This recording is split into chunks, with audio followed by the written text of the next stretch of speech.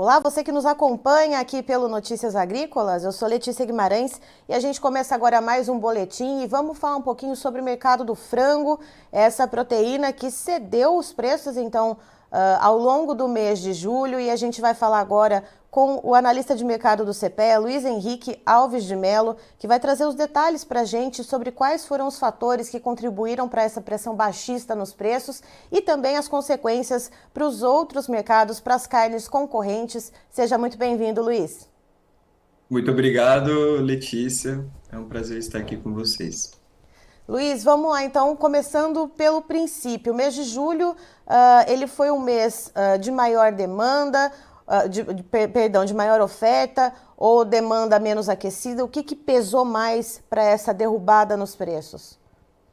Certo. O que pesou mais, né, Letícia, a gente pode analisar aí, é os dados, mais a oferta elevada, tá? Uhum. Os preços, além de julho, estão caindo aí desde março, né? Então a gente pode é, atrelar, né, esse cenário aí mais baixista com a oferta, né? Então, é importante destacar que no primeiro trimestre, né, os dados foram disponibilizados pelo IBGE, teve o aumento, né, de 2, né, 2,5% em relação ao trimestre anterior e até quase 5% no mesmo período do ano passado.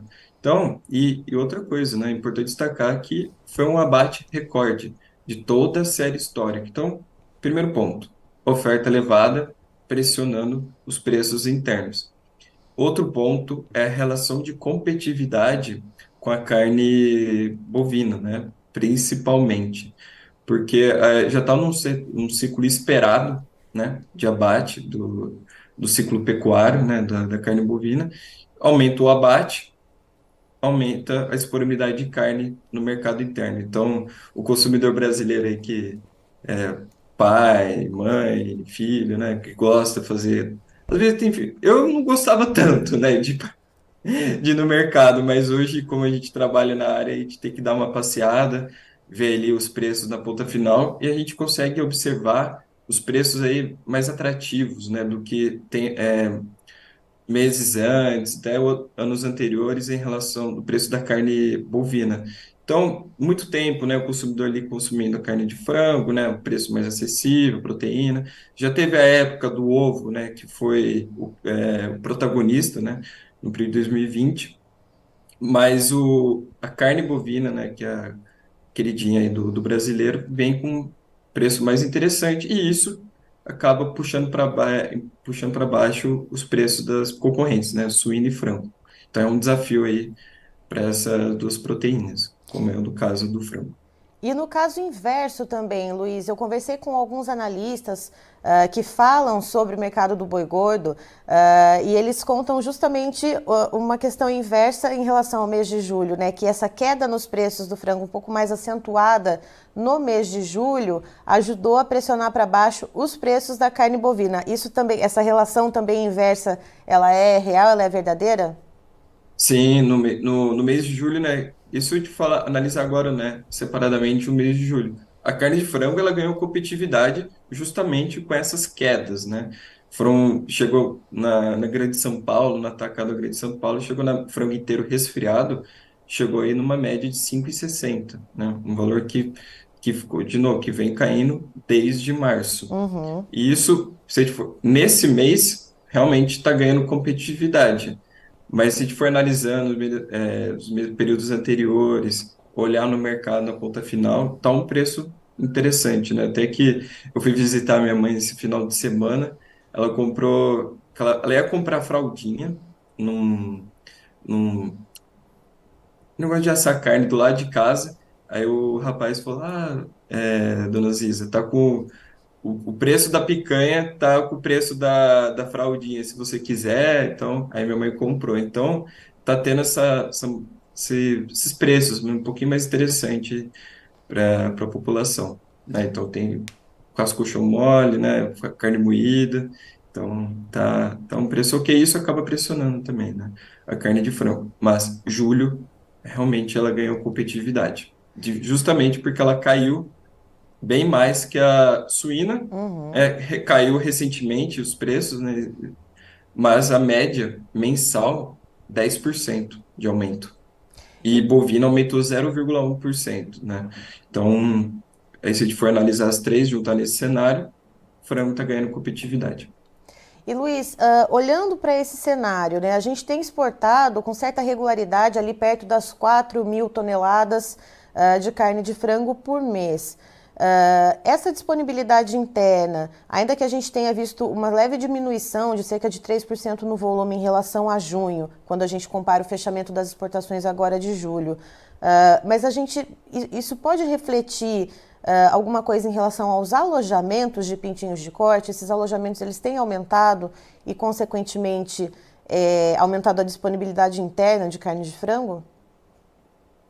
Então, posso fazer só um pontual, Claro. uma coisa, Letícia, é que a média diária foi 19,5. Foi 19,5 mil toneladas, tá? Uhum. 4 mil, a gente pode falar suíno, mas suíno acho que foi 4,5. 4,4 mil toneladas, tá? Ah, não, eu No digo mês. no cômputo geral, no encerramento do mês de julho, perdão, 400.000 toneladas. Isso, foi Isso, 400, isso. isso. Isso. Então, recuou um pouco, né? Recuou, como você muito bem pontuou, 3,5%.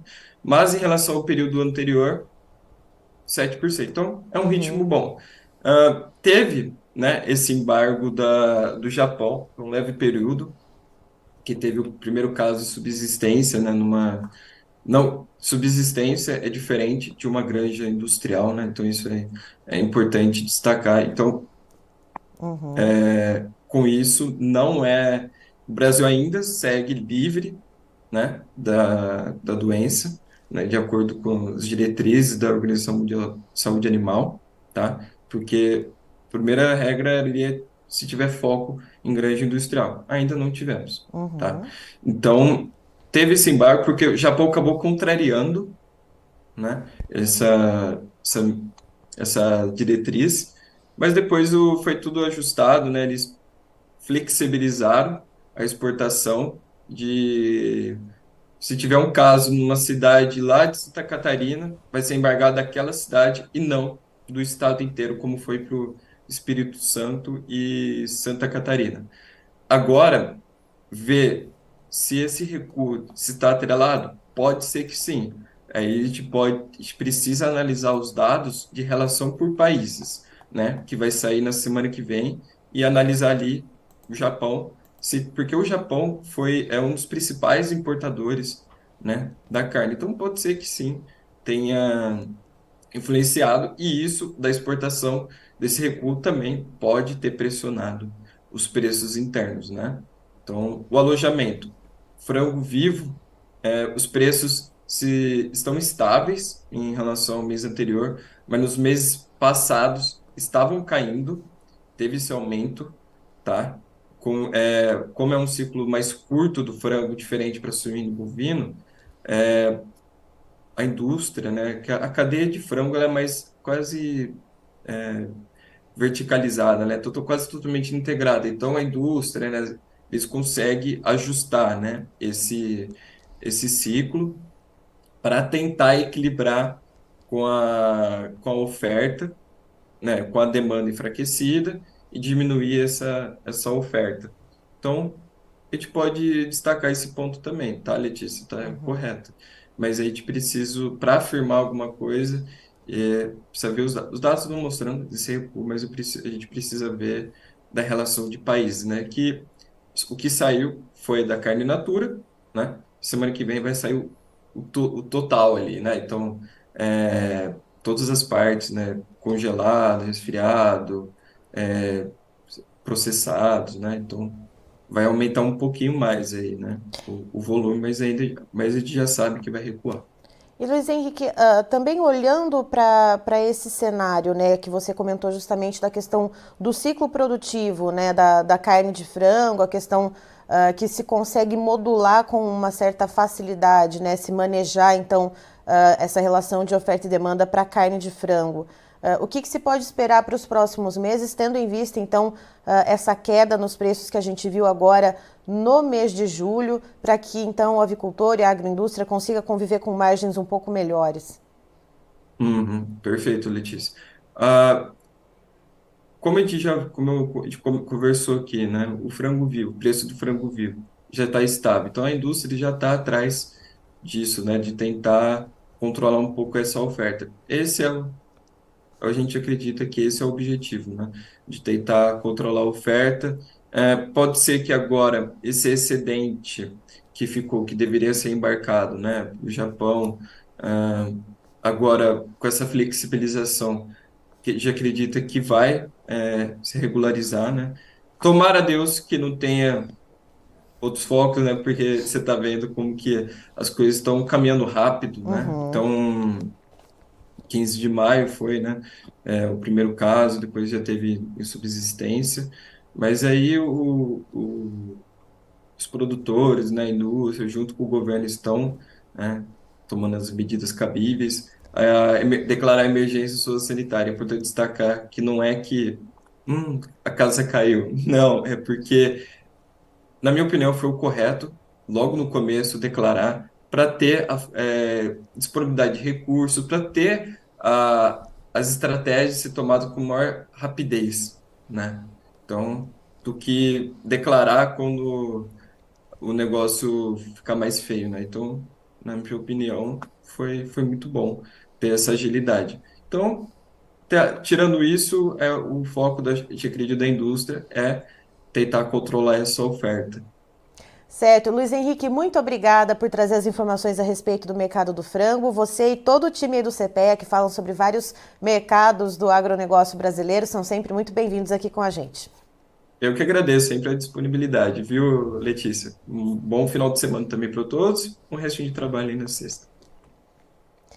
Tá aí, então estivemos com o analista de mercado do CPEA, o Luiz Henrique Alves de Mello, nos contando um pouco sobre o andamento do mercado do frango, que teve quedas bruscas, né, nas cotações ao longo do mês de julho. Segundo ele, isso se deve a uma oferta maior. Essa oferta maior ela pesou mais do que uma demanda enfraquecida, e a questão da competitividade com as carnes concorrentes, isso também acabou pesando bastante. Ele explica que apesar das exportações, né, do volume exportado ter sido com uma certa constância, né, a gente tem exportado bons volumes, mas houve um leve recuo, sim, em relação ao mês anterior.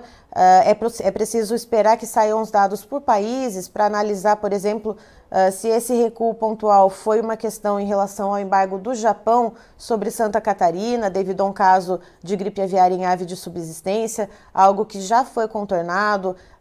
O Ministério da Agricultura, em comitiva, em viagem a vários países asiáticos, já conversou então com o governo japonês para poder resolver essa questão de protocolo de regionalização, mas é preciso analisar então ao que se deve esse recuo e se isso também contribuiu para o aumento da disponibilidade interna. Soma-se a isso dados, por exemplo, liberados pelo IBGE em relação ao primeiro trimestre desse ano sobre os abates de frango. Houve um abate recorde no primeiro trimestre de 2023, que representou um aumento de 2,5% em relação ao último trimestre de 2022, e em relação ao primeiro trimestre de 2022, quando a gente olha para a mesma época do ano, houve um aumento de 4,5%. Então, um abate de 1,6 bilhões de frangos, né? Então, uma disponibilidade bastante grande. E, segundo ele, é preciso, né, que ele se observa esse movimento de que provavelmente as agroindústrias já estejam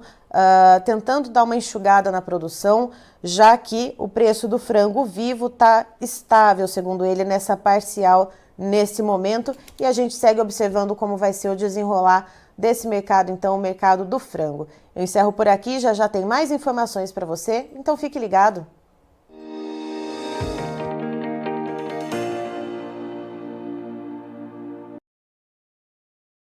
Participe das nossas mídias sociais, no Facebook, Notícias Agrícolas, no Instagram, @Notícias Agrícolas e em nosso Twitter, @Noteagri. E para assistir todos os vídeos, se inscreva no YouTube, na Twitch, no Notícias Agrícolas Oficial.